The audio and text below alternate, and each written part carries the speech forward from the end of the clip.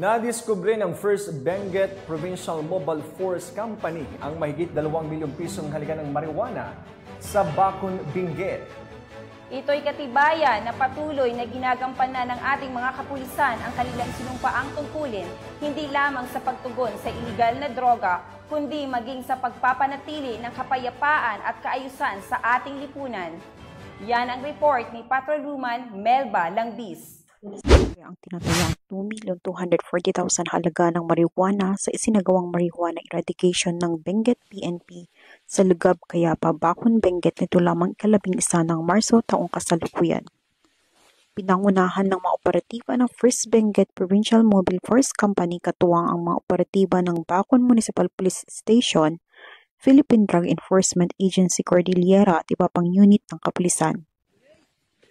Nagresulta ang operasyon sa pagkakadiskubre ng 3 site ng plantasyon ng marijuana sa nasabing lugar. Sa unang site, nadiskubre ang 2,800 piraso ng marijuana plants na nagkakahalaga ng 560,000 pesos.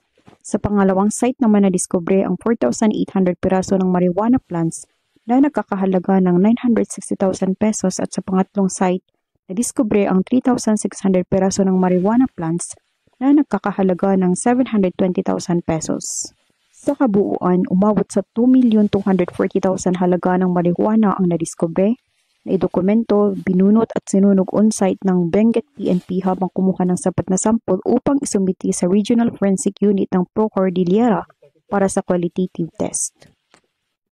Mula dito sa La Trinidad, Benguet, ako ang inyong PNN correspondent Patrolwoman Melba Langbis, alagad ng batas, taga-taguyod ng Balitang Pulis. Maraming salamat, Patrolwoman Langbis.